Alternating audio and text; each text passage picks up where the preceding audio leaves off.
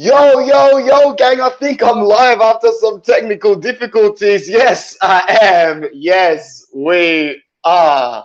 Yes, we are live. Nah, come on. What time is it over there for you, bro? There's no way you could be looking as scruffy as I am. It's 11 a.m. Yo, come on, Jay. I went to sleep at 3 a.m. My man. My man, there are 6 people here right now. There are 6 Campioni d'Italias. There's a big one sitting opposite me, Christian Rivas. A real one from day one. But bro, Matteo Darmian, I swear to God, that guy's got some finesse about him, and he's just finessed our way to a comfortable 3 points. Juve have dropped more points. It all came together on a good night, Christian Rivas.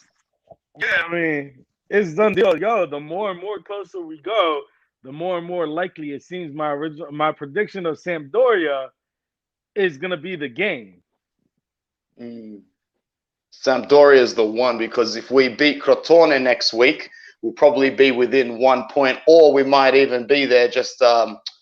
Yeah, we probably will be there, to be honest, man. These 3 points today was massive.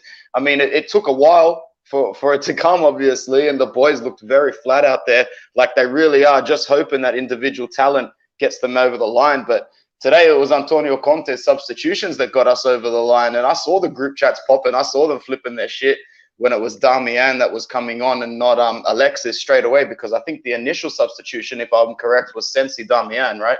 Mm-hmm. Yeah, yes. So Sensi Darmian, like, I was surprised as well, because I thought it was time to inject Alexis Sanchez. It was about minute 66, 67. But Darmian, bro, as soon as I saw Darmian coming in, I was so happy. I was so happy, because that guy deserves his own special award at the end of the season. When they start giving out personal awards, they better have one set aside for Mr. Clutch right there, Senor Darmian, right? Yeah, I mean, Darmian, he's done his thing this season. He's been this year's fucking D'Ambrosio. Oh, look who it is. Hey, cutie. How are you doing today? I am fucking relaxed now. How's the beard lineup going, boys? Not bad, eh? Look at that. All 3 of us. Fatherhood. This is fatherhood. Straight up. Christian Rivas, soon to be fatherhood. Congratulations once again.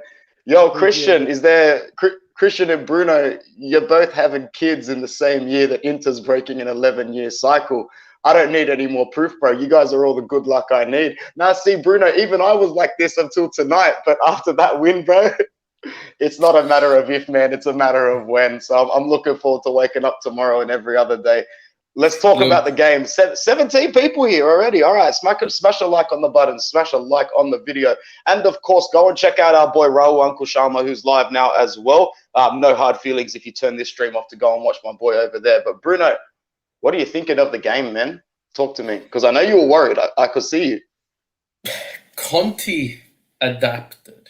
He went into that first half and he tried to play an attacking brand of football against a Verona team that really have nothing to play for at the moment. They can't make Europe. They can't get relegated, so they're in that limbo zone. But then once half-time came about, you could see he went into that counter-attacking mode, and that's that initial switch of Perisic coming off and Sensi coming on and Darmian coming on. You just knew something was going to eventuate. But it reminded me, and we mentioned earlier, it reminded us of the first couple of games of the season where we just didn't have our identity that we've had for the last 14, 15 games. In saying that, 3 points. It's 3 points. It's 3 out of 9 needed. We now travel to Crotone, where their hopes are getting dashed pretty quickly. And, you know, I am not too, scared to travel there. But overall, I missed the last 10 minutes because I woke up my 1-week-old baby. I woke up my 17-month-old baby, and I woke up my 24-year-old wife. So it was a bit of hell when Darmian scored that goal. So I missed the last 10 minutes, but I went back and watched the Handanovic incident where the ball ended up in the back of the net. Oh, my God. My opinion, it's not a goal. It's no goal? It's not a goal. If that was to happen in the first minute of the game, the referee would say no goal. And that's how I judge these late contentious decisions. If this happened in the first 5 minutes of the game, how would you award it? That's how you award it at the end of the game. And he just obstructed the keeper. And it's as simple as that. But yeah, we're going to need a new keeper. Dragowski had an amazing game against Juventus tonight, where they kept them at 1-1. And Fiorentina have taken 4 out of 6 points from Juventus this season. So, look, I'm ready to rule Juventus out. I'm ready to rule of what? Out. The Champions League? No, Scudetto. Oh, come on, bro. Even I knew that was done at least a couple of weeks ago. But I was more worried about tying. I was more worried about tying this game and having Atalanta at -8. That was my concern. But I just want to quickly give a shout out before we go on to my boy John Yusefi, who's wanted to have a say on this channel. He said tonight that can we get a shout out for De Vrij? He was immense tonight, and bro, I would actually say that is correct. De Vrij was our best centre back tonight. I think that's the first game in a while that he's actually stood out as the best of the back three. I think it's been really easy this season to point out Skriniar, and then when Bastoni has had the best game, it's so easy to pick. Tonight was one of those games where I was like, man, Stefan stepped up really, really big tonight. I'm going to go over to Christian as I share my screen to a couple of the beautiful images of our boys celebrating tonight. I love seeing those celebrations on the sideline with Conte and everybody running in together. It really, really is good to see. Christian, you were probably a lot more calm than most of the fans were. Did you just know that the goal was coming or what? Well, the beginning of the game, I mean, we played attacking like everybody wanted, but as you can see, Verona was playing with 10 in the back. What do you expect is going to happen when you're playing 10 in the back? Of course, he's going to switch his tactics up and play deeper and draw out the other team. Verona played a good game like they've always played. I mean, at no point was I worried. I thought it was pretty good that we got those 2 yellow cards early, and then as soon as we did, what happened? Verona subs them out at half. That kind of tells you that Juric's plan for subduing Lukaku was to just wrestle him the whole game. If you watch the whole game, they were literally arms wrapped around him, pulling his shorts, pulling his shirt, dragging him down. I mean, credit to the ref, he didn't let it get completely out of hand, but it seemed that way.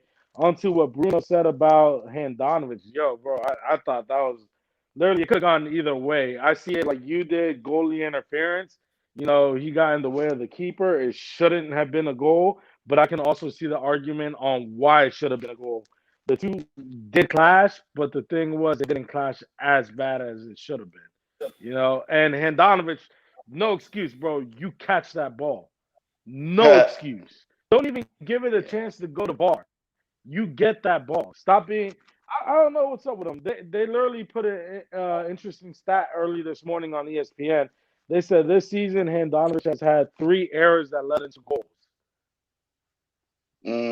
Yeah, bro. I can't wait for this season to end so I can open up this debate on the channel at least 3 times a week again. Because honestly, bro, that's what needs to happen. We need to start thinking of a replacement ASAP. I'm just so happy that we got the 3 points, man. Like we're actually going to go to the team that sits bottom of the cellar next week and basically shoot for glory. Worst case scenario, we wrap it up against Sampdoria or possibly against Roma still at this point. But after getting 3 points today, I don't see how that's going to happen with the other fixtures coming up. There's 22 people in here now. Make sure you like the video and leave a comment. I'm going to start moving into some comments soon as I finish sharing these nice images. In terms of man of the match and standout performers, Bruno, who are you talking about, bro? Hakimi. I'd have to give it to Hakimi. Hakimi was boss today, mate. He was good. All over the pitch, defensively, but more importantly, attackingly. And I feel Hellas Verona underestimated our substitutes, and they underestimated them dearly. When Damian was in the open, there was not a single defender to be seen near him. He had all the time in the world. And that free kick, if only. But I'd have to give it to Hakimi. Close second would be the front. Christian, who do you think? Oh, considering you named those two, I'm going to give one from attack.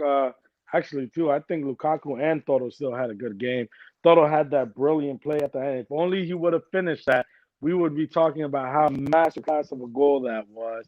Lukaku, he legit took a beating today. He did very well in holding the play, instead of trying to create. The one thing that we needed was more runners onto the ball. But again, you can't count out DeVry and Hakimi as well. I just think everybody had an all-around great team performance, minus Handanovic. With that blunder, he did pretty decent.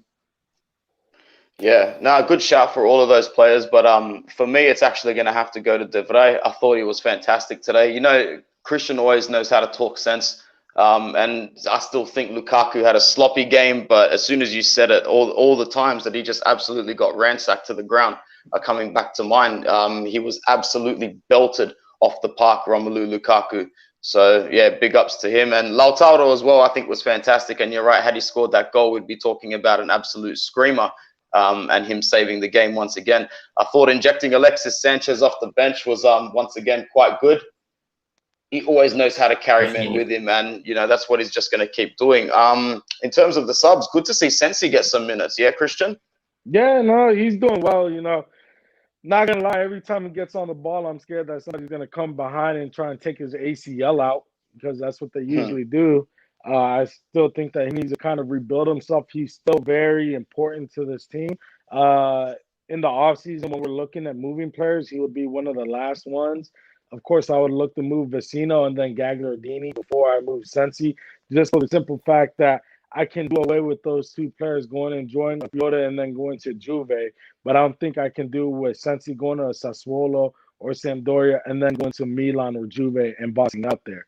It's one of those things where Juve's done that year after year, where they'll get one of the better players in Serie A, not let him go to one of the other giants, and just keep him in the pocket just to make sure that he doesn't play against them. Yeah, I get you. What about you, Bruno? What do you think of Sensi coming on today and, you know, actually having a decent hand in the build-up of attack, holding the ball very, very well? It's a treat to have him still. Sensi is vice Ericsson in my eyes now. Ericsson's just taken that spot, and Sensi adds a completely different element. And we saw that in the national squad when we had the World Cup qualifying. He just performed phenomenally for Italy. So it was quite interesting to see him play. But I just think the more minutes he gets, the better. But at the same time, I agree with Christian. Juve's had the strategy of buying the best players in Italy just so other teams can't get them, and ruining them. And I feel, not just as an Inter fan, and I've spoken to many other fans of many other clubs, they want Sensi at Inter, and they want Barella at Inter, because they feel that that's the future of the Italian midfield as we see it. And what better way, and what better way to have this chemistry than having them play together week in, week out, and then moving to that national squad. So I'd love to see him there. But I want to throw a question, maybe to probably you first, Christian. Skriniar seems to be playing a Hakimi role at the moment. There was a couple of times where Lukaku's got his back to goals and Skriniar's the only player that's open in their box. Is that going to cost us moving forward? Not the Scudetto or anything, but is he trying to perform too hard? Is he trying to prove himself too much? No, I don't think it's really Skriniar. One thing about Conte is, you know, he's always run the teams like a robot. You know, he tells them what to do. He might be telling Skriniar to pull forward. Remember, now the way that Conte has Ericsson and Brozovic playing, both of them lie a lot deeper. So from a tactical standpoint, it gives Skriniar that room to go up with Hakimi and press forward and go for shots. It doesn't really give much for Ericsson and Brozovic to pull forward as much as we'd like them to, but that's part of the game. If the coach wants to move this, hey, we're already at the point of one hand on Scudetto, like Akil said in the chat. You know, you got one hand on there by doing what Conte says. How else are we going to get the second hand on there? Keep doing what Conte says. I'm sure that Conte is telling them to push forward, because if he didn't, you know, Conte would be on his ass like he is with Ericsson and them, telling him to drop deeper. So it's one of those things where I think it's kind of been sanctioned by Conte, where Conte's like, if you got a chance, pull forward. Yeah, fair call, bro. Fair call. I just can't wait for this Crotone game now. The countdown's going to be so much smoother, like so much smoother. I completely forgot Juventus was at the same time. It was about halftime that I realized as well. I can't believe they dropped more points. I'm happy to entertain a few minutes in this match reaction talking about how their Champions League hopes are actually at risk, because that's fucking hilarious to me. Fiorentina have grabbed 4 points off them this season. Fiorentina have been dog shit this season, bro. They've jacked 4 points off Juventus. That's some shit. Christian, you can talk for a bit. For the record, you remember back at the beginning of the year when we made our top 4 predictions, and I left Juve out, and all you guys looked at me like I was crazy, and I kept saying the reason I'm leaving them out is because of who? Their coach. No offense, but Pirlo is not a coach. You literally put a guy that didn't even coach the U15 or the U17 into the position to coach the top tier Juve team. You know, like, how are you going to handle the egos? How are you going to handle the Ronaldos? How are you going to handle how it goes? Like, when I see Juve out there, sometimes I feel like it's put the ball up there and hope for some magic. Like, let's pray for individual talent and not team work, you know? Yeah. And the only thing I got wrong was probably Roma. You know, fuck them, screw them. But besides that, Milan, in the same sense, again tomorrow, can probably be closer to dropping out the top 4 as well. What would that say if Milan and Juve both dropped out the top 4? Well, look, Napoli pulled off a beautiful draw against us. They went on and put 5 against Lazio. They're on this momentum train at the moment, and honestly, I don't see anything stopping them for the rest of the season. I feel they're going to go the rest of the season undefeated. So already you're going to see one of those teams dropping out, right? Lazio can turn it around against AC tomorrow. If they take the 3 points, because they've still got that game in hand against Torino as well. So they can potentially be dropping the next team out of the Scudetto. But you also got to remember, AC Milan, they've got Lazio tomorrow. They've got Juventus and Atalanta. Yep. So even if all 3 teams are there, they're taking points off each other. And worst case scenario, best case scenario is they draw all 3 games. Because at the end of the day, Inter's just going leaps and bounds. But we've got Crotone, we've got Samp, I believe. And they're the last team to beat us in the Serie A. But I just think we got to stop worrying about other teams. When it came to the Champions League race 3 years ago, we worried about other teams. 2 years ago, we worried about other teams. Champions League last year, we had to worry about other teams. This is the one time where the fate is in our own hands. Who cares if AC Milan win 10-0 against Lazio? That doesn't change the fact that we need 2 wins, and they can't. Yeah, it's the best. It's the best feeling, bro, and I'm so glad we've got that feeling, because for too long we've been relying on other teams. Christian, I know we're conscious of time, so I'm going to ask you one question. Well, 2 piggybacking off these couple of comments, one from Akil, one from Valley Magi. Barella's form is terrible these days. It's been like that for several weeks. I would agree 100%, even tonight as well. Holding on to the ball a little bit too long, and his passes just nowhere near as accurate. But you know what? I'm still just going to chalk it down to the fact that he's played out of his skin this season. And, tactically as well, with Eriksen being there to be able to accommodate for Brozovic to push up a little bit further as well. Barella is playing a little bit deeper, and I just feel like he's trying to bust forward and advance maybe a little bit too keenly. What do you make of him the last maybe 4 games or so, Christian? And who was your flop of the match today? My flop of the match, of course, would be Handanovic for that blunder. Just keeping it honest. Like, I'm still not over that. Like, you're a professional goalie. You need to catch that. And there's a great comment here from Sub-Zero. I love that. I was going to screenshot it. It goes, Handanovic almost ruined everything. Yeah. Hey, well played in the movie, Sub-Zero. I mean, I thought the story could have been better, but that's not debate for here or there.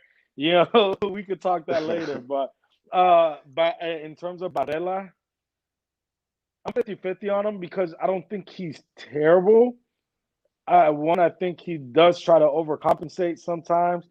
If he loses the ball, he tries to do too much to get it back, and he gets stupid fouls and stupid yellows that way. I don't think he's been. I think a lot of the things that save him for me is what he does off the ball and creating and also moving around and drawing defenders out the way. He does a lot to help the team out. It's not just one of those things with the ball, but I do feel he could do more with the ball. I do feel that he could be a little bit better in what he does. I don't think he should be trying to make a lot of the moves he'd be making. I think he should keep it simple sometimes, and that's always been a big beef of mine with Brozovic. I like Brozovic. I love how he plays, but I also hate how he plays. He tries to do too much when it's not needed. He needs to be keeping it bare minimum simple. Make a simple pass. You don't need to sit there and do a flick. It's not necessary. Same thing with Barella sometimes. It's like, bro, just keep it simple. Just keep it simple. Yeah. Simple football is always good football. I'd have to agree, man. And that's what Conte was banking on, man. It doesn't matter if it stays 0-0 for 80 minutes. He's comfortable of getting that result. Christian, I'm going to love you and leave you now, bro. Thank you so much for joining us. Enjoy your day. And you'll get some special privileged time on this channel when the time is right, which is going to be sooner rather than later. Thank you, brother. I'm still waiting for my conversation of the Super League that people keep asking about. So let me know when you guys are ready. You'll get that as well. We'll try and tee that one up this week. All right, man? All right. Later, Bruno. Peace. Take care, Christian. All the best. All right, dipping one guy out from the US and bringing one in. Substitutions all day, like Sensi and all that shit. Mo, bruv, if there's one Inter fan that's not going to be smiling too much after these 3 points, there's going to be Mo. You must have found that performance to be pretty hurtful on your eyes, yeah? It was not boring, as people say, because it felt like you guys are old enough to watch the 90s, late 90s and the early, and the mid 2000 Serie A games, and it literally felt like one of these games where both teams are not scared. You remember when you used to play the Palermos, the Catanias, and you play these teams and they're like mid-table teams and they're not scared, and it was both coaches really had a plan and they were going at it, and I felt like I enjoyed the game, and I felt like we could have done better because I think in the first half Verona did exactly what Conte would like other teams to do in front of us, which is being deep when we had the ball and marking Lukaku inside the 18, and they did this 2 times and we did not take advantage of that. But overall, I can't say that we deserve the win. We actually, it's for me, it should have been 1-1 because it doesn't matter what everybody say. I still think it was a goal because I saw it many times, and he didn't. If the goalie does not jump for the ball and the player does not challenge him and push him, back in the days it used to be any touch is a foul. They changed that. You have to challenge the goalkeeper to be a foul. It's in the rules, and that was not a foul at all, in my opinion. Maybe other people would say it's a foul. Bruno thinks it's regardless of it being a foul or not, Mo, do you still think Handanovic looks weak and poor, and it's just another example of why he can't be starting games next season? He shouldn't, because in the first half there was a ball that was a loose ball, and then De Vrij caught it. Handanovic was in the middle of nowhere, like he was not in the game. He came out of the 18, same as the one where Ronaldo and Bastoni challenged. You remember that goal? He was outside the 18 in the first half, in the middle of nowhere. But thank God that De Vrij got the ball, and De Vrij is more experienced than I think Barak was going after De Vrij, and Handanovic was outside the 18 trying to run to do something that I don't know what he was thinking. So I think after the mistake last game, I think he's done. He lost confidence, and he shouldn't be the goalie next year at all. Yeah, I would have to agree, man. I think that the last few games this season where Inter have played that more reserve style of football and we've allowed the other teams to hold the ball a little bit more and maybe roll the dice a little bit in our box a little bit more than they would have recently. We've seen those fragilities from Handanovic again, and they're not good. And with this buffer that we've got at the moment, it's a good thing that we've got it because it won't be the last blunder that we see from him this season. Bruno, let's start talking a little bit about Crotone, and then we'll move ahead with Mo as well in that match because we've covered a lot of this Verona game. Going into Crotone, are there any players that played tonight that you would rest? Now, keep in mind, we're about to go back to 7 days in between fixtures up until match day 36, I believe. So we've got like a 7-7 split now, 7 days. So any rest for anybody? No rest. None? This isn't time to take your foot off the pedal. I don't know if anyone caught the game yesterday. Crotone came out 4-3 winners against Parma. But it's not that. It's they've got a player, Simi. He has been on absolute fire for them as of late. He scored 2 against Parma yesterday, which at the same time, it's Parma, but he's found the back of the net a fair bit this season, and it's not something that I am too confident. He scored 19 goals for a team who's coming dead last. That's I think Icardi won the Golden Boot on 19 or 21 goals with Luca Toni that year, and it's a fantastic tally to have. But if you look at Crotone as of late, other than that win against Parma, they had 6 straight losses. And then they had a win against Torino. And then they had 7 straight losses. And then they had a win against Benevento. And then,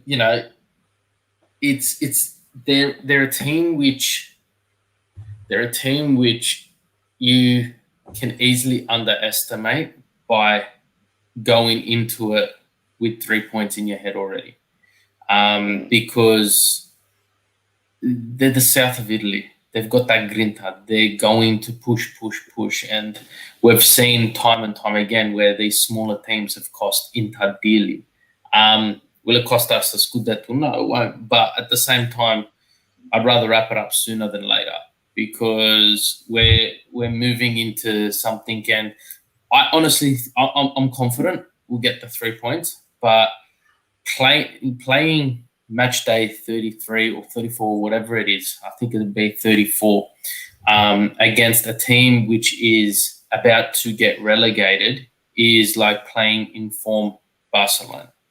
Because that's how these teams play. And that's how these players play because they've had their taste of Serie A. They know they're getting relegated. They want to get bought. They want that big money contract. They want to stay in the Serie A. So they're going to have the games of their lives. And you just got to expect it. And you got to expect it. It's the Serie A. I don't think we'll have any problems. I don't think we'll have problems, but I do have those small concerns.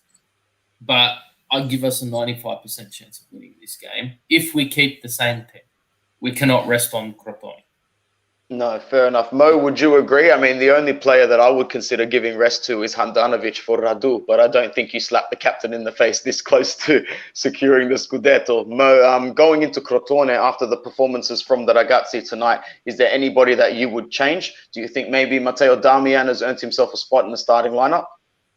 So before Matteo Darmian, I thought Sensi, when he came in, the calmness on the ball was missing from us. And I feel lately, Brozovic and Eriksson are getting on each other's way. Eriksson is playing deep, and Brozovic now is trying to shift to the right side because both of them now are trying to touch the ball more, and none of them are actually pushing forward enough.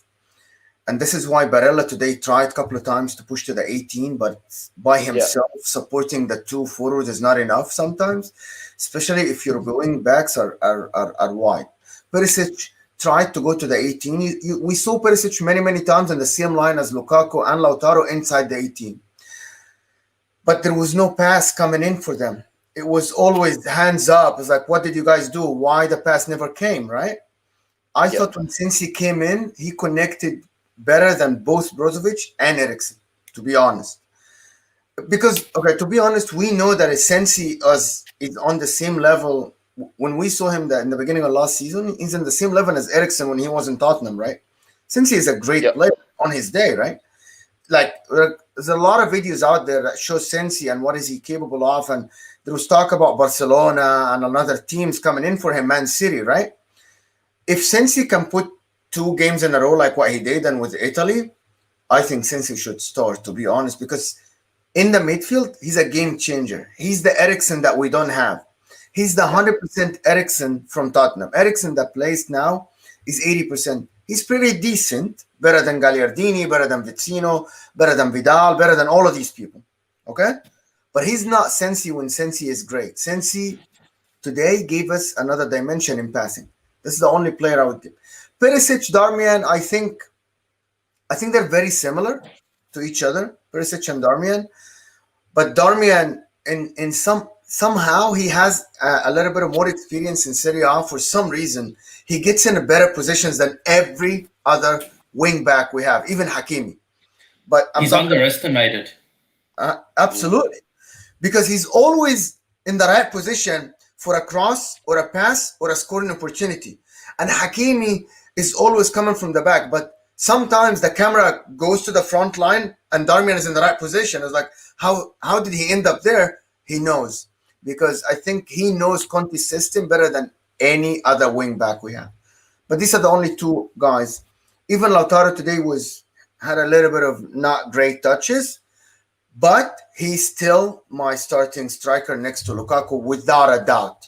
Alexis Sanchez, every time we saw him from the beginning, other than the game that he scored twice, he was not great. He's great off the bench, as Anthony always say.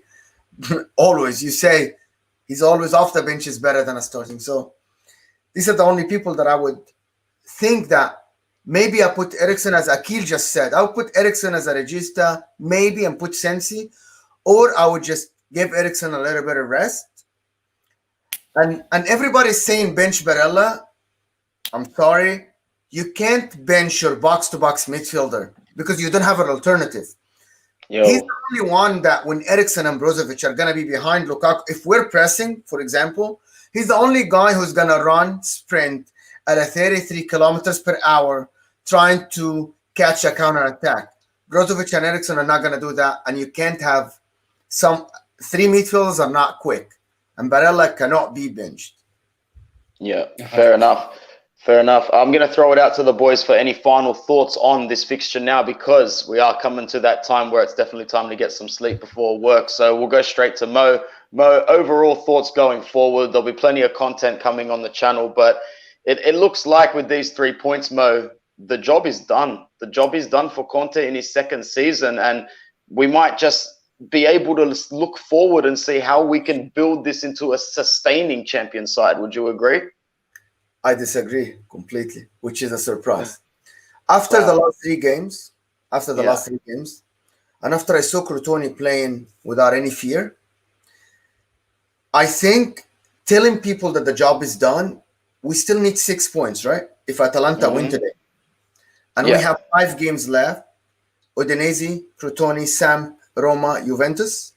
And on paper, the winnable games are the 3 games with the weaker teams, right? Because the other games, you can lose them. Anything can happen in these 2 games. So you need 2 out of 3. So the job for me is 60-70% done. Because wow, that's it. I thought it would be way more for you. If you slip one of these games, and looking at Atalanta's fixtures, you're not safe. You need to win. There is no other way as winning the other 2. And tying one of the other games as well. Let's say you tie Sam, and maybe you're not guaranteed Udinese. We know what happens to Inter at the last game of the season, right? We know. Oh yeah, big time. We're Pazza, right there. We're Pazza Inter. You lose to Roma and Juventus, and you're like shaking. You're looking in your rearview mirror. I think the job is not done. But as you say, building forwards. If we win Scudetto, and hopefully we will, I'm gonna leave you guys to sleep. I think we need to make the brand bigger. This is what we need to make the brand bigger, means attracting even bigger players. To challenge for Champions League, you need people to want to come to Inter instead of you begging people to come to Inter. And that happens by making the brand bigger, tours, stuff like this, selling the players that are not selling jerseys, and only bringing players that are making the brand bigger. That's my opinion. Look, I like to, after my, see, I'm a bit split here, because my analogy going into this game is we went on an 11-game winning streak. We struggled against Napoli to win. Then you saw the result against Spezia. Going into this game, 3 points was needed. Didn't have to be a 5-0 win, and it didn't need to be the most perfect 1-0 win, which it wasn't. But 3 points was definitely needed from this fixture just to get that momentum. Like Mo said, that goal gets allowed. We get 1 point, then we've got to win 3. And Inter historically has been a momentum train. If they've got that winning mentality, that momentum will carry them through. And the same thing goes for if they get that losing mentality. That losing momentum will carry them through. And we call it the December curse, the January curse, or whatever. It's that one game that we lose that just starts this downward spiral. But what Conte's done after the Sevilla final that we lost, you could tell it's still on the minds of those players. And it wouldn't surprise me if Conte makes them watch that game once a week, just to remind them of what they could have achieved. But like Mo said, the job's not done. And as an Inter fan, the job's not done until that trophy's in our hands, because we know what it's like. I've spoken to many people and they said, look, Inter's got it. It's game over. Like, it's not that Inter are going to go through and lose all their games, but the rest of the table is just so inconsistent. AC Milan is dropping really fast. Juventus, another 2 points dropped today. If Napoli win, I believe they're above them, right? That's if big, Atalanta man. That's win, huge. they're above them. And Milan play Juventus in 8 days. Milan play Juventus, Atalanta play Milan, and if it comes down to a Champions League spot, Atalanta play Milan on the last match day. That could essentially decide the season for Inter. You know, you don't know. But moving forward, like Mo said, I don't agree with getting rid of the players who don't sell jerseys, because sometimes they're the players that pop up when we need them. Now, I know many people's opinions, but you need a player like Gagliardini who isn't on an exorbitant wage, but at the same time can hold the possession in the midfield. You need a player like Damian or D'Ambrosio. They're not going to sell lots of jerseys, but they're your players you can rely on. They're your players who, they're not your star players that are going to be playing week in and week out, but they're the players that, well, if Hakimi gets injured, we've got a very reliable backup. Whereas if Lukaku gets injured, Monte hasn't seen the field this season. Hasn't seen the pitch. What are we gonna do? If he got injured today against Verona, I would say, well, Atalanta are the new champions of the Serie A, because Inter would be useless without him. And we just saw his dominance. So I just feel there's a lot of work to be done. And I'm like Mo, 60%. And the only reason it's at 60% is because we hold a sufficient lead. Like, I am quite confident, but I just have to tell you, Bruno, between us, I was the most comfortable guy about Scudetto 3 weeks ago when we had this. I was like, it's done. But then, it's as you said, I want to emphasize what you said, it's the train, the momentum train. We needed the That's 3 a fair points, call, but it doesn't make sense to be confident 3 match days ago, Mo. You get 3 match days closer. We've extended our lead. I know our form has dropped and whatnot, but with Atalanta playing Milan on the last day, you can automatically rule one of them out of continuing that sort of form. Milan is not going to get 3 points at Juventus, but then again, I'm going to say Juventus can't get 3 points at Milan. Far out, they might both beat each other. To be honest, they're that bad. We might beat Anthony, you said Atalanta might win every single game. From that's right. That's last final. Yeah, that's the only team. It's the only team that could do it. And you know what? 100%.